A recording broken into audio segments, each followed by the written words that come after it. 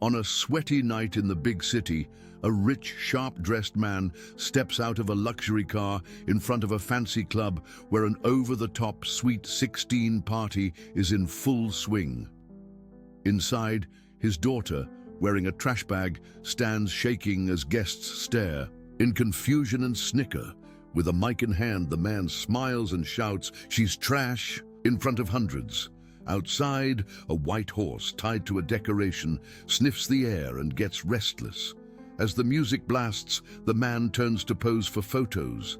The horse charges forward, tearing the bag off the girl and revealing a dress underneath.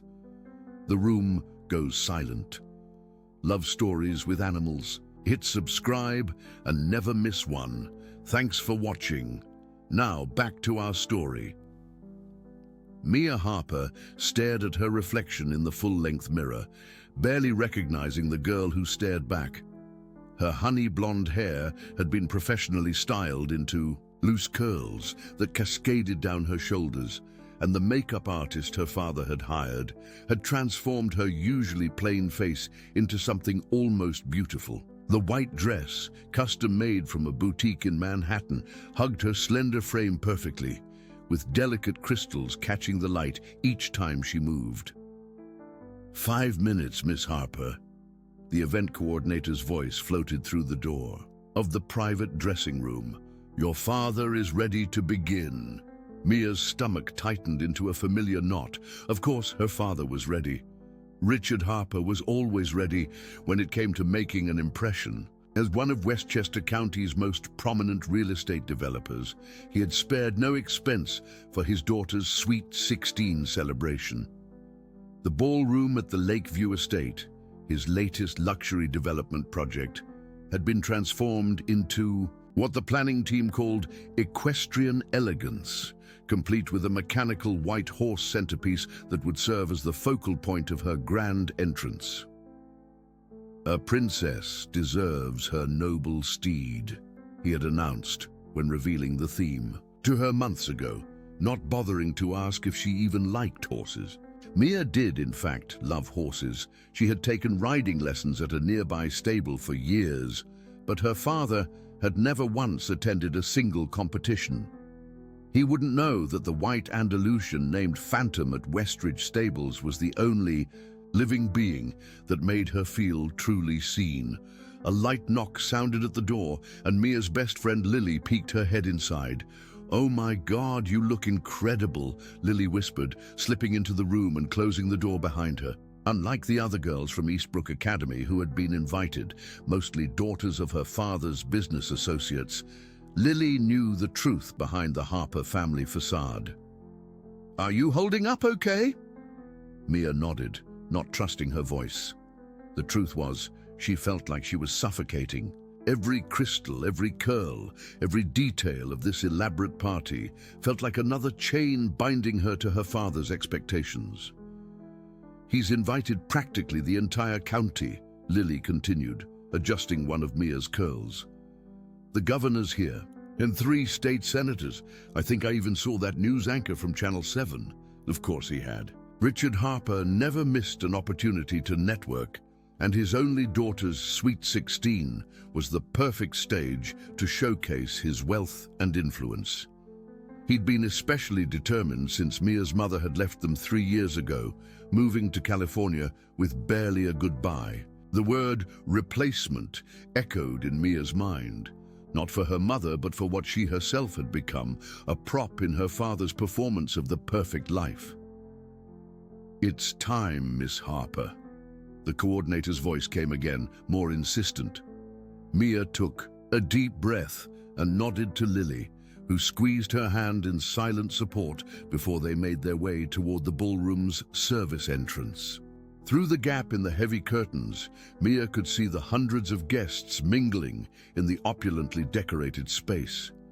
Crystal chandeliers hung from the ceiling, casting a warm glow over tables adorned with white roses and gold accents.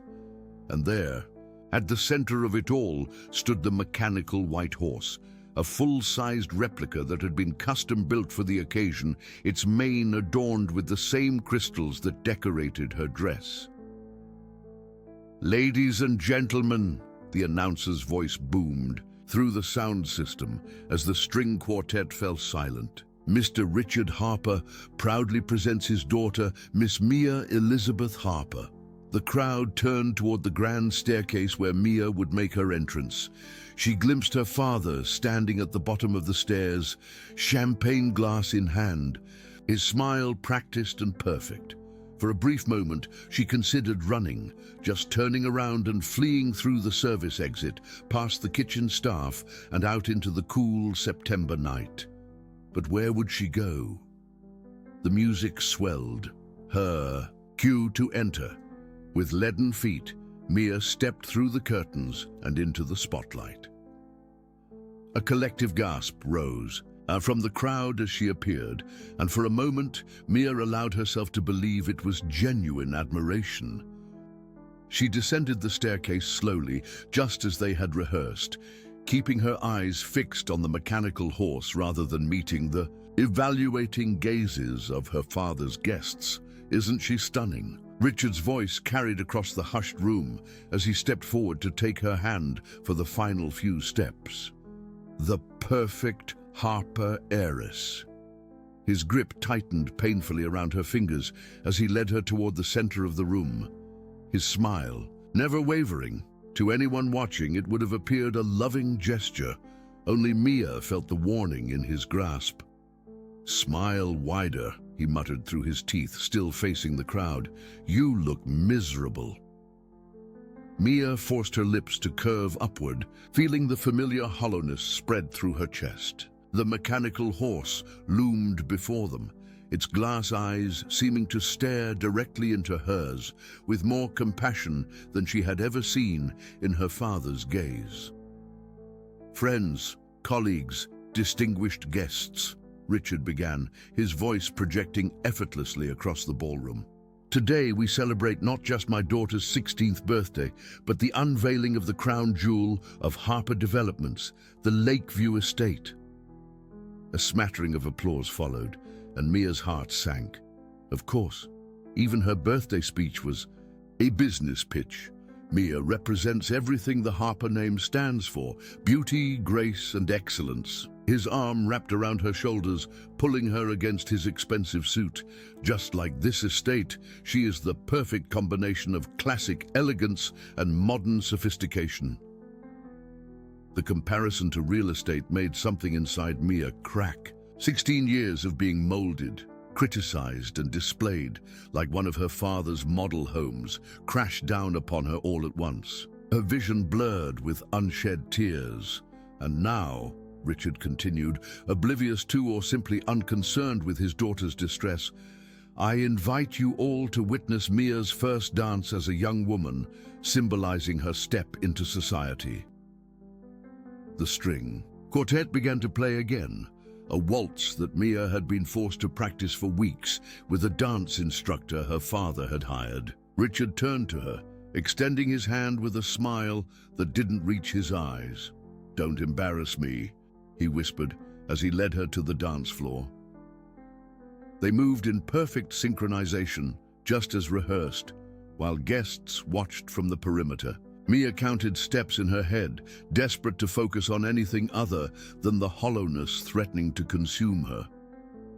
"You're too stiff," Richard hissed, his smile still firmly in place. "And you've gained weight since the final dress fitting. I told you to watch what you eat."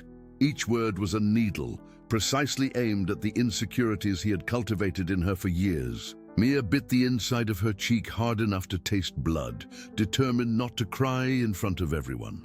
"I've invested too much in this event for you to ruin it with your attitude," he continued as they turned gracefully. "Do you have any idea how much this horse alone cost? More than you're worth, that's for certain." The mechanical horse watched their dance from its platform, its pose frozen in mid-gallop, mane flowing as if caught in an eternal wind. Mia fixed her gaze on it, imagining herself climbing onto its back and riding away from this gilded prison. As the dance ended, Richard escorted her back to the center of the room, where a spotlight illuminated them both. The crowd applauded, politely, and Mia caught sight of Lily giving her an encouraging thumbs up from the edge of the dance floor. "And now," Richard announced, "it's time for the father's tribute." Mia's blood ran cold. This wasn't part of the program they had discussed. An assistant hurried forward with a microphone, and Richard took it with the practiced ease of a man accustomed to commanding attention. 16 years ago, I became a father," he began, his voice taking on a rehearsed sentimentality that made Mia's skin crawl. "And like any father, I had dreams for my child, dreams of perfection." The crowd murmured appreciatively, completely unaware of the knife twisting in Mia's heart. "Mia has been..." He paused, looking down at her with an expression that to outsiders might have seemed thoughtful, but which Mia recognized as disappointment. "A work in progress." A few uncomfortable chuckles rippled through the audience.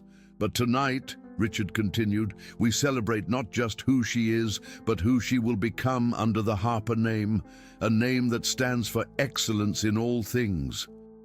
He raised his champagne glass, and the guests followed suit. "To Mia, may she finally become worthy of the opportunity she's been given." The toast hung in the air like a slap. Mia stood frozen, feeling hundreds of eyes upon her as the true nature of her father's tribute settled over the room. Some guests shifted uncomfortably, while others, those familiar with Richard Harper's exacting standards, nodded in agreement. In that moment, as champagne glasses clinked around her, Mia felt something inside her break free. Perhaps it was the culmination of 16 years of never being enough, or perhaps it was simply that, for the first time, others had witnessed the truth she had lived with for so long. Whatever the cause, as she stood beside the mechanical white horse with its frozen gallop and lifeless eyes, Mia Harper made a silent promise to herself. This would be the last time she allowed her father to define her worth. The evening stretched before her like an eternity, with dinner and speeches and more performances all carefully orchestrated to showcase the Harper legacy. But as Mia took her seat at the head table, she felt a strange calm settling over her. The white horse stood sentinel nearby, its manufactured beauty a perfect symbol of the artifice surrounding her. By morning, everything would change. She just had to make it through this one last night of pretending. The party progressed like a well-rehearsed play, each act more suffocating than the last. Mia smiled on cue, thanked guests she'd never met, and posed for photographs that would undoubtedly appear in local society pages with captions praising the Harper family's philanthropy and success. Throughout it all, she felt herself fading, becoming transparent, as if the real Mia Harper was slowly disappearing beneath the weight of her father's expectations. After dinner came the speeches, business associates praising Richard's vision, teachers from Eastbrook Academy commending Mia's academic achievements, carefully cultivated under her father's watchful eye, and family friends who spoke of watching her grow up, but somehow failed to mention a single genuine detail about who she actually was. "Time for the cake ceremony," the event coordinator whispered, ushering Mia toward the center of the ballroom where a 5-tiered masterpiece awaited.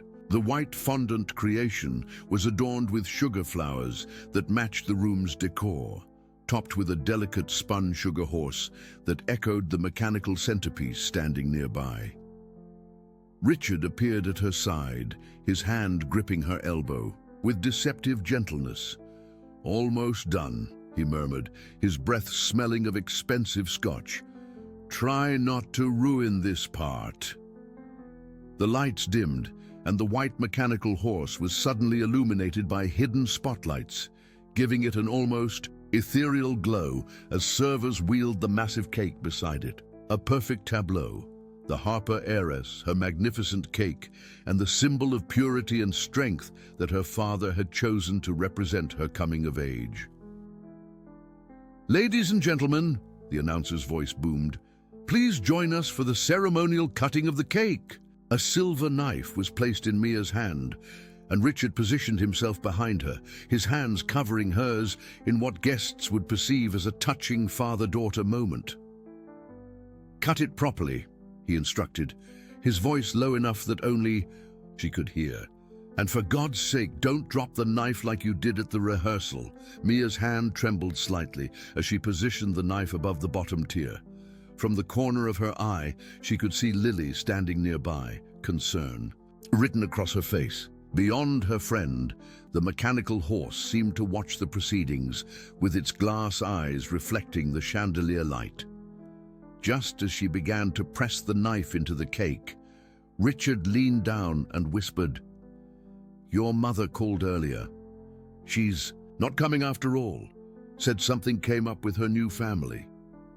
The knife slipped, cutting an uneven gash through the perfect white fondant. Mia froze, her chest tightening as the word sank in.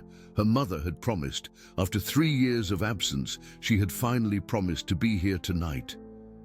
"You're so clumsy," Richard hissed, quickly adjusting their hands to make a proper cut while maintaining his public smile. Just like her. Something snapped inside Mia.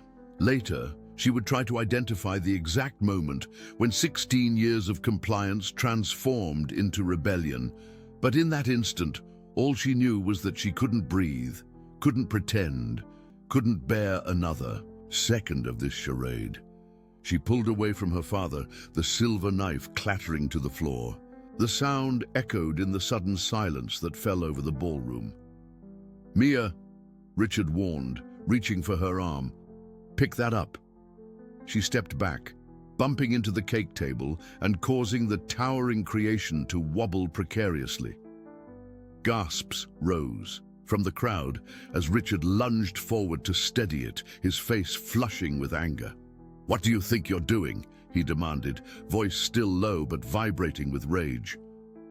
Mia looked around at the sea of faces, strangers in expensive clothes, who had come to witness the performance of the perfect family. Her gaze landed on the mechanical horse, its manufactured beauty suddenly offensive in its fakeness. "I can't do this anymore," she said, her voice small but clear in the hushed room. Richard's hand clamped around her wrist, fingers digging into her skin. "Yes, you can, and you will," he growled. "Now smile and pick up the damn knife." Instead, Mia pulled free and took another step back. "No!" The single word hung in the air between them, simple yet revolutionary. Perhaps if Richard had recognized the fragility of the moment, if he had shown even a hint of understanding, things might have proceeded differently. But Richard Harper had built his empire by dominating, not by compromising. "You ungrateful little..." He caught himself aware of the watching crowd and forced his features into a strained smile. "Mia is feeling overwhelmed by all the excitement," he announced loudly. "Let's give her a moment, shall we?" But Mia wasn't playing her part anymore. "No!" she repeated, louder this time. "I'm not overwhelmed by excitement. I'm suffocating under your control." A murmur rippled through the guests. Richard's smile vanished, replaced by a look Mia knew all too well, cold fury masquerading as parental concern. "You're embarrassing yourself," he said, stepping toward her, "and more importantly, you're embarrassing me." "That's all that matters, isn't it?" Mia's voice rose. "How everything reflects on you. This party isn't for me, it's for your image, just like everything else in my life." Richard grabbed her arm, fingers digging in painfully as he leaned close. "You are making a scene," he hissed. "Stop this immediately, or I swear to God." "What?" Mia challenged, tears blurring her vision. "What will you do, Dad? Cut me off? Lock me in my room? Tell everyone what a disappointment I am? You already do all of that." The room had gone completely silent. Even the string quartet had stopped playing, the musicians watching wide-eyed as the perfect facade of the Harper family cracked open before hundreds of witnesses.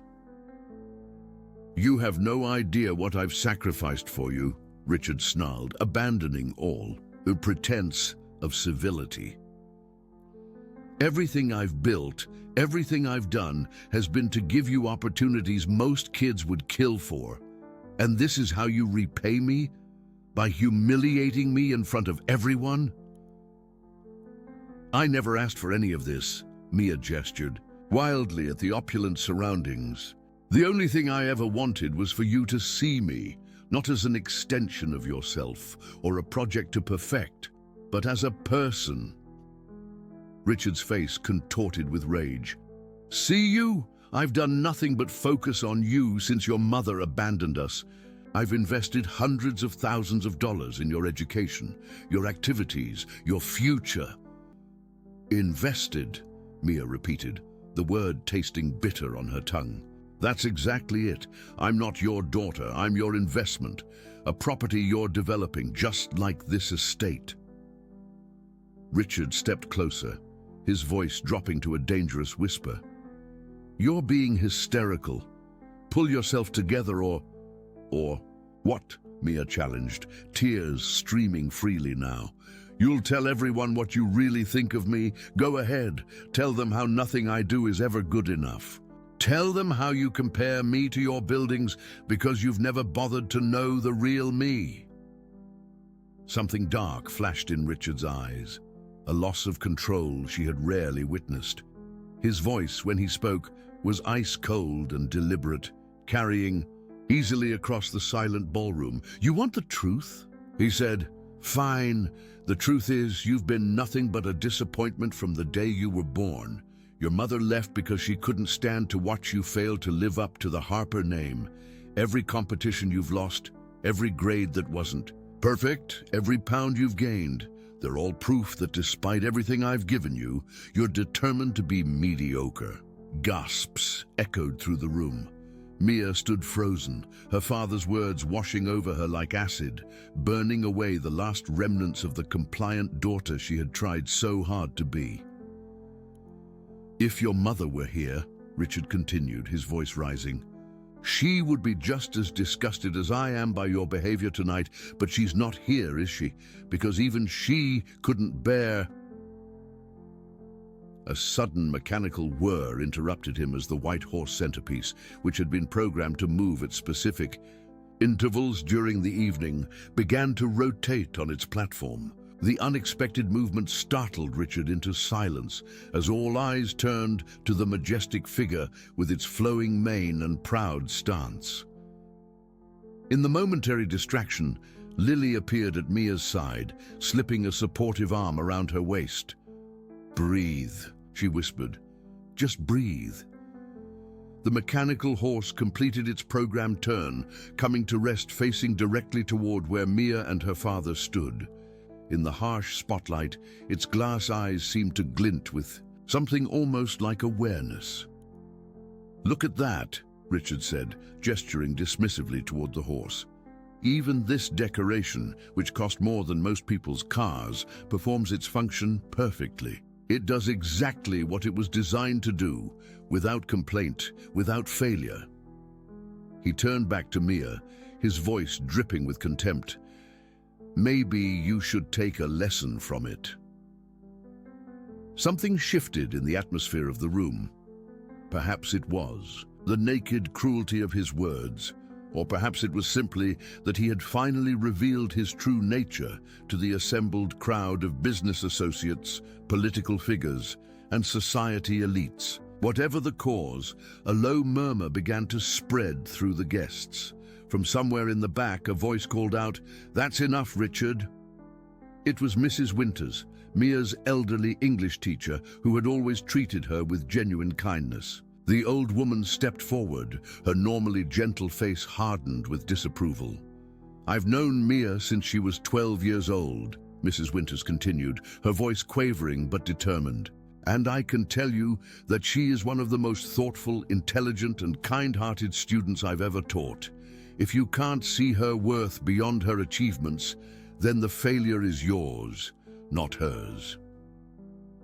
Richard's face flushed dark red. "This is a private family matter." "Not anymore," came another voice. Mr. Collins, the stable owner where Mia took riding lessons, stepped forward from near the bar. Not when you publicly humiliate your daughter in front of hundreds of people. Mia stared in disbelief as more voices joined in. Parents of her classmates, teachers, even some of her father's business associates, all expressing disgust at his behavior. "This is ridiculous," Richard snapped, grabbing Mia's arm. "We're leaving now." But Lily stepped between them. "She's not going anywhere with you." Richard's face contorted with fury. "Get out of my way, you little—" The mechanical horse suddenly emitted a loud grinding noise, drawing everyone's attention once more. Smoke began to rise from its base as the motor strained against some internal malfunction. The event coordinator rushed forward, frantically pressing the control panel hidden in the platform. "It's overheating," she called out. "Something's wrong with the mechanism." In the confusion that followed, Richard's grip on Mia's arm loosened. She pulled away, backing toward the mechanical horse as if drawn by some invisible force. The magnificent creation, symbol of everything artificial in her life, was breaking down just as the facade of the perfect Harper family had crumbled.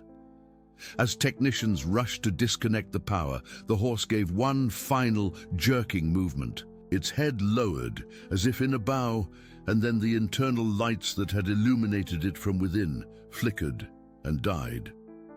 In the dimness that followed, Mia felt a strange sense of kinship with the broken machine. Both of them had been created to perform, to look perfect, to fulfill someone else's vision, and both had failed spectacularly. "This party is over," Richard announced, his voice tight with barely controlled rage. "Thank you all for coming, but due to technical difficulties, we'll have to cut the evening short." But no one moved. Instead, Mrs. Winters stepped forward again, placing a protective hand on Mia's shoulder. "I think," the elderly teacher said firmly, "that Mia should decide whether her birthday celebration continues or ends." All eyes turned to Mia, standing in her beautiful white dress beside the darkened mechanical horse. For the first time in her 16 years, she was being asked what she wanted. And in that moment, as the weight of expectation lifted, Mia Harper found her voice. "I want to stay," Mia said, her voice quiet but steady. "But not for this party. Not for the show we've been putting on." She looked around at the faces watching her. Some curious, some concerned, some merely hungry for drama. Among them, she found the handful of people who had actually seen her over the years. Mrs. Winters with her kind eyes, Mr. Collins from the stables, her riding instructor Ms. Reynolds, and of course Lily, who had never wavered in her support. "For 16 years, I've lived my life trying to be perfect for him," Mia continued, gaining confidence with each word. "I've changed my appearance, my interests, even my thoughts to try to be worthy of being Richard Harper's daughter. But tonight I realized something. I don't want to be perfect. I just want to be me." A ripple of supportive murmurs passed through the crowd. Richard's face darkened as he sensed control slipping away. "This is absurd," he snapped. "You're acting like a child throwing a tantrum because she didn't get enough attention." "No, Dad," Mia replied, surprising herself with how calm she felt. "I'm acting like someone who's finally telling the truth, and the truth is, I'm not the only one who's been putting on a show." She gestured around the opulent ballroom. "This whole life you've built, it's all for show too, isn't it? The right address, the right schools, the right connections. Even Mum was just another accessory until she couldn't take it anymore." Richard stepped forward, his voice dropping to a dangerous whisper. "You have no idea what you're talking about. Your mother left because she was weak. She left because you treated her exactly like you treat me," Mia interrupted.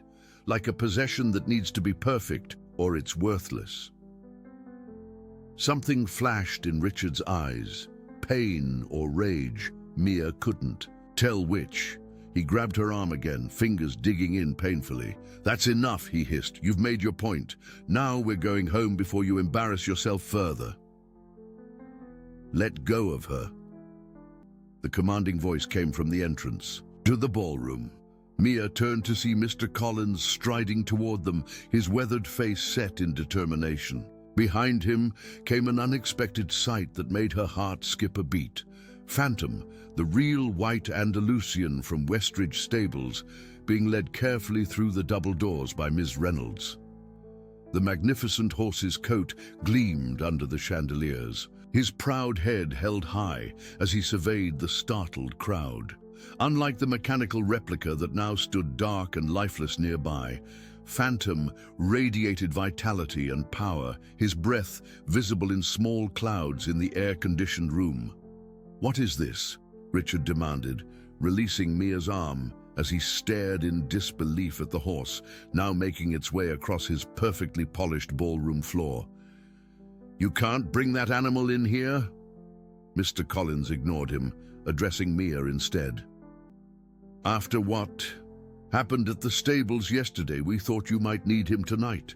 Tears welled in Mia's eyes as she remembered their encounter the previous day. She had gone riding to clear her head before the party, pouring out her anxieties to Phantom, as she often did.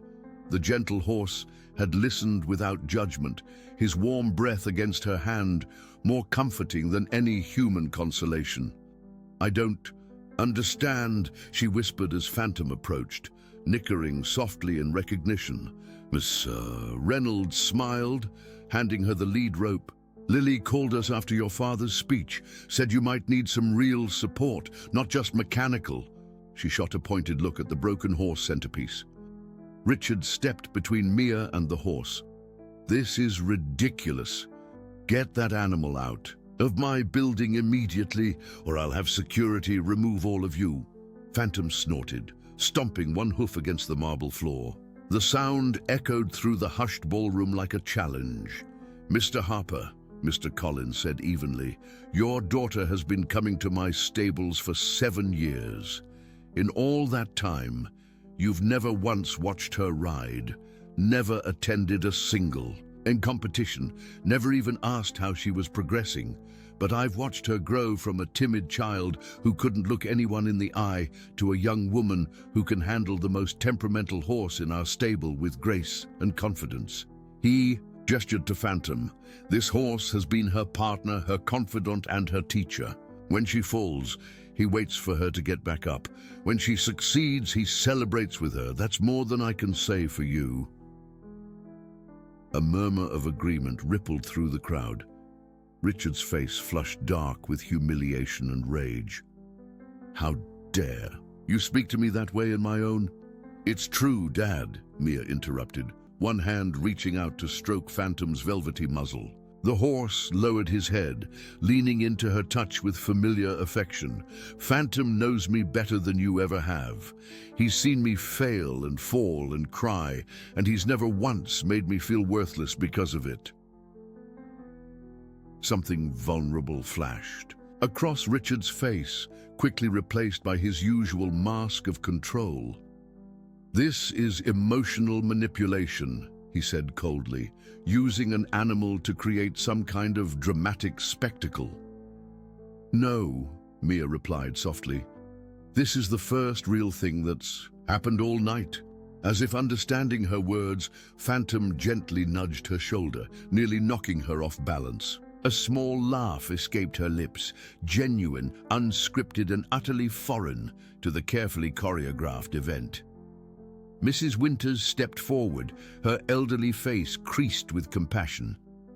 "Richard, I've taught hundreds of children over my 40 years. At Eastbrook, the truly remarkable ones aren't those who achieve perfection. They're the ones who maintain their humanity despite the pressures placed upon them." She placed a gentle hand on Mia's shoulder. "Your daughter is extraordinary not because of her grades or her appearance or her pedigree, but because somehow, despite everything, she has remained kind." Richard looked around, suddenly aware that the tide of public opinion had turned decisively against him. Influential guests who had been eager to curry his favor hours earlier now stood with expressions ranging from disapproval to outright disgust. The governor's wife had already departed, and the state senator was studiously avoiding eye contact. "This is absurd," he muttered, straightening his tie. "Mia, you've made your point. Now it's time to act like an adult and end this childish display." But Mia wasn't listening. She was whispering to Phantom, her forehead pressed against his, as the horse stood perfectly still, his large, dark eyes seeming to understand every word. "I don't think she's the one who needs to grow up," came a new voice. Mia looked up to see her father's executive assistant, Claire, stepping forward from where she had been quietly managing the event details all evening. "Mr. Harper," Claire continued, her professional demeanor cracking slightly, "I've worked for you for 8 years. I've watched you criticize, belittle, and undermine your daughter at every turn. Nothing she does is ever good enough. Not her grades, not her appearance, not her accomplishments." Richard's face hardened. "You're fired." "Fine," Claire replied calmly. "But before I go, these people should know that you've cancelled Mia's riding lessons 6 times in the past year because you thought they were distracting her from more important pursuits. You've thrown away acceptance letters from colleges you deemed insufficient without showing them to her. And last month, you had her dog sent to a shelter while she was at school because it had chewed one of your imported rugs." Gasps echoed through the ballroom. Mia's head snapped up. "What? Baxter is at Grandma's house. You said—" "I lied," Richard admitted coldly. "The dog was a distraction and a nuisance." The revelation hit Mia like a physical blow. Baxter, the golden retriever who had been her constant companion since she was 10, gone without even a chance to say goodbye. Phantom seemed to sense her distress, pressing his large body protectively against her side. The horse's presence anchored her as the room began to spin with grief and betrayal. "Where is he?" she demanded, tears streaming down her face. "Which shelter?" Richard waved a dismissive hand. "It doesn't matter. The dog is gone." "Actually," Mr. Collins said quietly, "Baxter is at the stables. One of our staff recognized him when he was dropped off at the county shelter. We've been taking care of him until we could figure out what happened." A sob escaped Mia's throat. Part relief, part lingering betrayal. Phantom nickered softly, nudging her cheek with his velvety muzzle. "You see, Richard," Mrs. Winters said sadly, "this is why she turns to an animal for comfort. They offer the unconditional love that should have come from you." Richard's jaw tightened as he looked around at the judgmental faces surrounding him. His carefully constructed image was crumbling before his eyes, and Mia could see him calculating how to salvage the situation. "Mia," he said, his voice softening into the persuasive tone he used for difficult business negotiations. "I apologize if I've been demanding. I only want what's best for you. Perhaps we've had a miscommunication about the dog, a misunderstanding. We can sort all this out at home." The false sincerity in his voice made something inside Mia harden.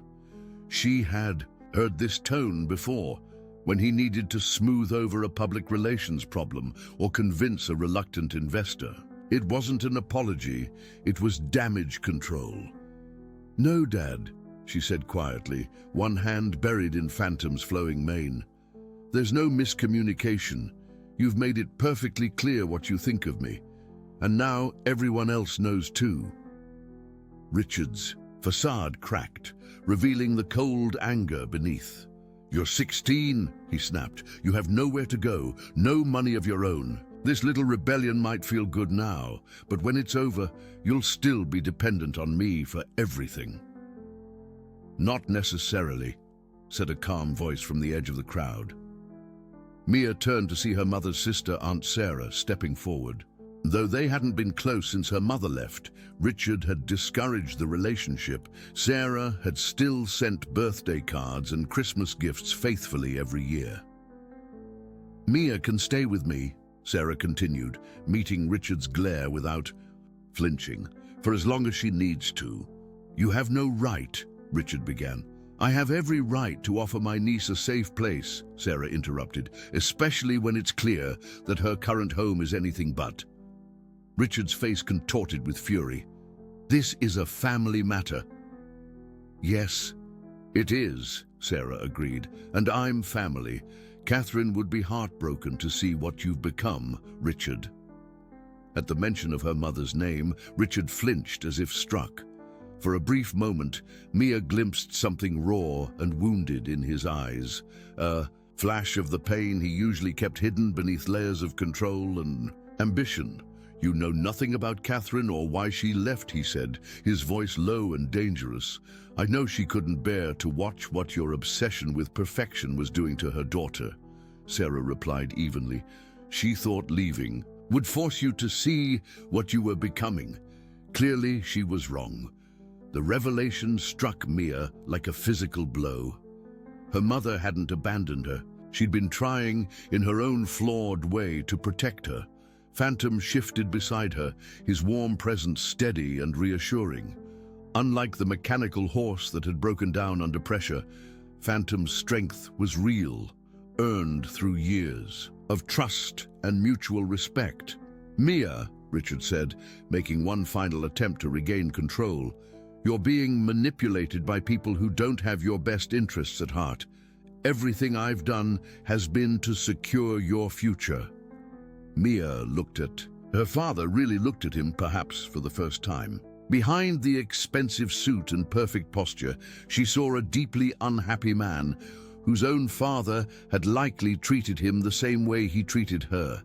The realization didn't excuse his behavior, but it helped her understand it. "I know you think you were doing what was best for me," she said softly, "but the future I want isn't the one you've been planning. It never was." She turned to Aunt Sarah. "I'd like to stay with you, at least for a while. I need space to figure out who I am without him telling me who I should be." Sarah nodded, tears glistening in her eyes. "Of course, sweetheart, your room is already ready." Richard's face hardened into a mask of cold fury. "If you leave now, don't expect to come back," he threatened. "No more private school, no more credit cards, no more trust fund. You'll have nothing." Mia stroked Phantom's neck, drawing strength from the horse's steady presence. "No, Dad, I'll have everything that actually matters." A murmur of approval rippled through the watching crowd. Richard looked around, suddenly aware that he had lost not just his daughter, but also the respect of his peers. His carefully constructed image of the perfect father and businessman had shattered beyond repair. Without another word, he turned and strode from the ballroom, his footsteps echoing on the marble floor. In the silence that followed, Mia felt a strange combination of grief and liberation washing over her. 16 years of trying to earn her father's approval, gone in an instant. The future he had mapped out for her evaporated. In their place lay a terrifying, exhilarating unknown. "What happens now?" she whispered, more to herself than anyone else. Phantom nudged her gently as if to say, "Forward, we go forward." Miss Reynolds approached, still holding the horse's lead rope. "For tonight, we should get Phantom back to the stables. He's done his job here." She smiled warmly at Mia. "And tomorrow you can come see both him and Baxter." The mention of her dog brought fresh tears to Mia's eyes. "I can't believe you saved him." "Of course we did," Mr. Collins said gruffly. "We take care of our own at Westridge, and like it or not, you've been one of us for years." Lily stepped forward, wrapping Mia in a tight hug. "Are you okay?" she whispered. Mia nodded against her friend's shoulder. "I will be," She pulled back, looking at the mechanical horse standing dark and abandoned nearby, then at the living, breathing phantom who had come to her rescue. For the first time in a long time, I think I actually will be. As Phantom was carefully led back through the ballroom doors, guests parted to make way, many reaching out to pat his gleaming coat or offer words of encouragement to Mia. The white horse moved with dignified grace, head held high, the embodiment of the strength and authenticity Mia was only beginning to find in herself. The party, at least as Richard had envisioned it, was over, but something new was just beginning. Dawn broke over Westridge stables in a gentle wash of pink and gold. Mia sat on the wooden fence of the paddock, her legs dangling as she watched Phantom graze in the dewy morning light. The white Andalusian moved with serene dignity across the field, occasionally lifting his head to gaze at her with those knowing, dark eyes. 3 weeks had passed since the disastrous Sweet 16 party. 3 weeks of profound change that had transformed her life in ways she was still struggling to comprehend. "Thought I might find you out here," called a familiar voice. Mia turned to see Aunt Sarah approaching with 2 steaming mugs. Her mother's sister had proven to be everything Richard Harper was not: patient, understanding, and genuinely interested in who Mia was rather than who she should become. "Couldn't sleep," Mia admitted, accepting the offered hot chocolate. "Too much on my mind." Sarah settled beside her on the fence, her gaze following Mia's to where Phantom grazed peacefully. "Nervous about today?" Mia nodded, wrapping her hands around the warm mug. "What if he doesn't come?" "Then that's his choice," Sarah replied gently. "And it will hurt, but you'll survive it. Just like you've survived everything else." The he in question was Richard. After 3 weeks of complete silence, he had finally reached out through his lawyers, requesting a meeting at the stables. Neutral territory. No details about what he wanted to discuss, just a time and a request for Mia's presence. Part of me doesn't even want to see him," Mia confessed, watching as Phantom trotted toward the far end of the paddock. "These have been the most peaceful weeks of my life." It was true. Living with Aunt Sarah in her modest farmhouse on the edge of town, Mia had experienced a freedom she'd never known under her father's roof. Simple pleasures, cooking together in the evening, watching old movies in pajamas, walking Baxter without worrying about the dog's paws, tracking mud on imported carpets, had filled her days with an unexpected joy. The golden retriever in question came bounding across the field, having been exploring the far reaches of the property. He raced to where Mia sat, tongue lolling happily as he circled beneath her dangling feet. "At least someone's excited about the day," Sarah observed with a smile. Baxter barked in agreement, then took off again, this time heading toward Phantom. The horse and dog had formed an unlikely friendship over the past weeks, often grazing and resting side by side in the paddock. Mia watched their interaction with a sense of wonder. Phantom, usually aloof with other animals, lowered his great head to nuzzle the dog gently. Baxter responded with enthusiastic tail wagging, prancing around the horse's legs with unbridled joy. "They're good for each other," Mr. Collins remarked, joining them at the fence. The stable owner had become a steady presence in Mia's new life, offering not just a place for her to continue riding, but also the gruff paternal guidance she'd never received from Richard. Different as they are, they understand each other. Mia smiled, recognizing the parallel to her own situation. Different as they were, she and Aunt Sarah had quickly formed a bond based on mutual respect rather than expectation. Sarah didn't care about Mia's grades or social connections. She cared about Mia's happiness. "He'll be here in about an hour," Mr. Collins continued, checking his watch. "You still okay with meeting him here?" Mia nodded, though butterflies danced in her stomach. "I want Phantom with me," she said. "He helps me be brave." "That's what the right horse does," Mr. Collins agreed. "Brings out the strength you didn't know you had." He cleared his throat awkwardly. "Listen, Mia, whatever happens today, I want you to know that your place here is secure. Whether your father continues paying for lessons or not, you're part of Westridge now." Tears pricked at Mia's eyes. Since the night of the party, support had come from unexpected quarters. Mrs. Winters had helped her transfer to the local public high school, where she was slowly making friends who knew nothing about the Harper name or fortune. Miss Reynolds had offered her a weekend job at the stables in exchange for riding time. Even her mother had called from California, tearfully apologizing for leaving and promising to visit soon. "Thank you," she whispered, unable to articulate just how much the stable owner's gruff kindness meant to her. Mr. Collins nodded, clearly uncomfortable with emotional displays. "Why don't you take Phantom for a quick ride before your father arrives? Might help settle your nerves." The suggestion was exactly what Mia needed. 20 minutes later, she was cantering across the back fields, Phantom's powerful strides eating up the ground beneath them. The morning air was crisp against her face, and the rhythm of the horse's movement beneath her brought a sense of calm that no amount of meditation could achieve.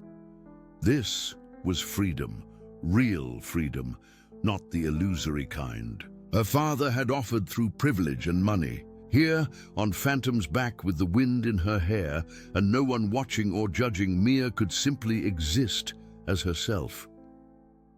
They crested a small hill that overlooked the main road leading to the stables. In the distance, a sleek black car approached, its polished surface gleaming in the morning sun. Richard's Bentley, right on time as always. Mia's heart constricted. For a brief, wild moment, she considered turning Phantom around and galloping in the opposite direction, avoiding the confrontation altogether. The horse seemed to sense her hesitation, shifting restlessly beneath her. "It's okay," she murmured, leaning forward to stroke his neck. "We can do this. Together." Phantom snorted, tossing his magnificent head as if in agreement. Then, without Mia directing him, he began to walk slowly down the hill toward the approaching car. By the time they reached the main stable yard, Richard had already arrived. He stood awkwardly beside his Bentley, looking out of place in his perfectly tailored suit amid the earthy reality of the stables. Baxter circled him warily, neither greeting nor growling, simply observing this human who had once been part of his world. Mia guided Phantom to the hitching post near the main office, taking her time dismounting and securing him. Each movement was deliberate, a small assertion of control over the pace of this encounter. When she finally turned to face her father, she was surprised by what she saw. Richard Harper looked diminished somehow. Not physically, he was still tall and imposing in his expensive clothes, but something in his bearing had changed. The absolute confidence that had always radiated from him was muted, replaced by an uncertainty that Mia had never witnessed before. "Mia," he greeted her, his voice formal. "Thank you for agreeing to meet." "Mr. Collins and Aunt Sarah are inside," she replied, nodding toward the office. "We can talk there." Richard glanced at the office, then back at his daughter. "Actually, I was hoping we could speak privately, just the two of us." Mia hesitated, one hand still resting on Phantom's warm neck. The horse shifted slightly, positioning himself between her and Richard, as if sensing her discomfort. "Anything you want to say to me, you can say in front of them," she said firmly. "They're my family now." Pain flashed across Richard's face, genuine pain, not the calculated display of emotion he usually employed to get his way. "I understand," he said quietly. "I haven't given you much reason to trust me." The simple acknowledgement, so unlike him, caught Mia off guard. She studied her father's face, noting for the first time the new lines around his eyes, the slight slump in shoulders that had always been rigid with pride. "What do you want, Dad?" she asked, the question direct but not unkind. Richard took a deep breath, glancing at Phantom with something like respect. "Remarkable animal," he observed. "I can see why you're drawn to him." "He sees me," Mia said simply. "The real me. Not some version of me that needs to be fixed or improved." Richard winced at the implied criticism, but didn't argue. Instead, he reached into his jacket and withdrew an envelope. "I've been doing a lot of thinking these past weeks," he said, turning the envelope over in his hands. "About the kind of father I've been, the kind of man I've become." He gestured toward the small bench near the paddock fence. "May we sit? Just for a moment?" Mia nodded cautiously, following him to the bench, but maintaining enough distance that Phantom, still untied, could stand nearby. Baxter trotted over to lie at her feet, a golden guardian complementing the white sentinel standing watch. "After you left," Richard began, his voice uncharacteristically hesitant, "I was angry. Furious, actually. I blamed everyone but myself. You, Sarah, those teachers who spoke up, even the horse." He glanced at Phantom with a rueful smile. "Especially the horse, if I'm being honest. It seemed symbolic somehow. The mechanical horse I'd paid for breaking down, while this real one stood strong." Mia remained silent, waiting. She had never heard her father speak this way, reflective, uncertain, without the absolute conviction that had defined him for as long as she could remember. "It took me almost 2 weeks to see it," Richard continued. "The parallel. I've been trying to create the perfect daughter the way that party planner created the perfect centerpiece. Artificial, controlled, designed to perform on command." He passed a hand over his face. "But real strength, real beauty, they can't be manufactured." Phantom nickered softly, as if affirming the observation. Richard looked up at the horse with newfound respect. "The night after the party, I fired Claire for what she said. Then I fired the event coordinator. Then I started drinking." He gave a hollow laugh. "By morning, I'd alienated every staff member in the house. They all quit. The housekeeper, the gardener, even Brooks, who's been my driver for 12 years. I was alone in that big, empty house, surrounded by all the things I've accumulated, and I realized none of it mattered without you." Mia swallowed, hard against the lump forming in her throat. "Dad, please," he interrupted gently. "Let me finish. I need to say this." He took a deep breath. "I called your mother. Really talked to her, for the first time since she left. She told me some hard truths about the man I've become, the father I failed to be." Richard's hand trembled slightly as he held out the envelope. "This isn't a bribe or a manipulation," he said. "It's an acknowledgement, and maybe the beginning of an apology, though I know a real apology will take much longer and require actions, not just words." Cautiously, Mia accepted the envelope. Inside was a legal document, ownership papers for Phantom, transferred from Westridge Stables to Mia Harper, along with funds established for his care for the next 20 years. "I don't understand," she whispered, looking up at her father in confusion. "Mr. Collins already lets me ride him whenever I want." "Read the second page," Richard suggested quietly. Mia turned to the next document, a deed to a small property adjacent to Westridge Stables. 10 acres, with a modest house and a 4-stall. "Barn, it's yours," Richard explained, "not contingent on anything, your grades, your behavior, your career choices. Just yours, because you deserve a place where you can be yourself, with the beings who understand you." He glanced at Phantom and Baxter. "I've arranged for a trust to cover property taxes and maintenance until you're 25, at which point you'll have full control over everything." Mia stared at the papers in disbelief. "Why are you doing this?" Richard's expression softened with something she had rarely seen directed at her: respect. "Because for the first time in your life, you stood up for yourself. You showed more courage in that ballroom than I've shown in my entire career. And in doing so, you gave me a chance to see what I was about to lose forever." He gestured to Phantom. "This horse helped you find your voice. The least I can do is make sure he remains in your life, along with a place where both of you can be free." Tears filled Mia's eyes, emotions too complex to name washing over her. This wasn't the father she had known all her life. The demanding perfectionist who saw only flaws to be corrected. This was someone new, or perhaps someone very old, who had been buried beneath years of ambition and control. "This doesn't fix everything," she said carefully. "You hurt me for a long time." "I know," Richard acknowledged, his own eyes suspiciously bright. "I don't expect forgiveness quickly or easily. I want a chance to try again. To learn who my daughter really is instead of who I tried to make her be." Phantom moved closer, his velvet muzzle nudging Mia's shoulder gently.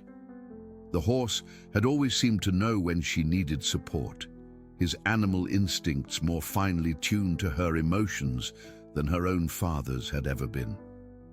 "It will take time," Mia said finally, "and things won't ever be the way they were before." "I hope not," Richard replied with surprising humility. "The way things were before was wrong. I was wrong." He hesitated, then added softly, "But I'd like to be part of whatever comes next, if you'll let me." Before Mia could respond, the stable door opened and Aunt Sarah emerged, followed by Mr. Collins. Both wore expressions of protective concern as they approached. "Everything okay out here?" Sarah asked, her gaze moving between niece and brother-in-law. Mia looked down at the documents in her hands, then at Phantom standing steadfast beside her, then finally at her father, a man she had spent her life trying to please, now humbled, and hoping for a second chance. "We're talking," she said simply, "really talking maybe for the first time." Sarah's expression softened. "That's a start." Mr. Collins cleared his throat. "Coffee's ready inside, if you want to continue the conversation there." Richard stood, straightening his suit jacket in a gesture so familiar it made Mia's heart ache with a complex mixture of old pain and new hope. "I'd like that," he said, "if Mia is comfortable with it." All three adults looked to her, waiting for her decision. The realization that her choice actually mattered, that she held the power in this moment, was both terrifying and exhilarating. Phantom nudged her again, more insistently this time. Mia smiled, reaching up to stroke his proud neck. In the 3 weeks since he had walked into that ballroom and changed everything, the white horse had been her constant companion, his silent strength helping her rediscover her own. "I'd like to show Dad the property first," she decided, gesturing toward the adjacent land that was now incredibly hers. "Phantom can come with us." Richard nodded, relief washing over his features. "I'd like that very much." As they walked together toward the property line, Baxter racing ahead while Phantom paced majestically beside them, Mia felt a sense of possibility unfurling within her. The future stretching before her was no longer a predetermined path laid out by her father's ambitions, but an open field of her own choosing. The morning sun climbed higher in the sky, casting their shadows long across the dewy grass. Father and daughter walking side by side, but not touching, a horse standing tall between them, and a dog running joyful circles around them all. 4 figures moving forward together into uncertainty, into hope, into whatever came next. In the distance, the small house awaited them, not a mansion like the one she had left behind, but something more valuable, a place where Mia could truly be herself, surrounded by creatures who loved her not for her achievements or her name, but simply for who she was. Phantom tossed his head, his white mane catching the sunlight like a banner of freedom. Mia remembered the mechanical horse from her birthday party, beautiful but hollow, designed to perform on command. She'd been raised to be just like it, a perfect simulacrum of success, with no true agency or spirit. But real horses, like real people, couldn't be programmed or controlled completely. They had wills and hearts of their own. They made choices.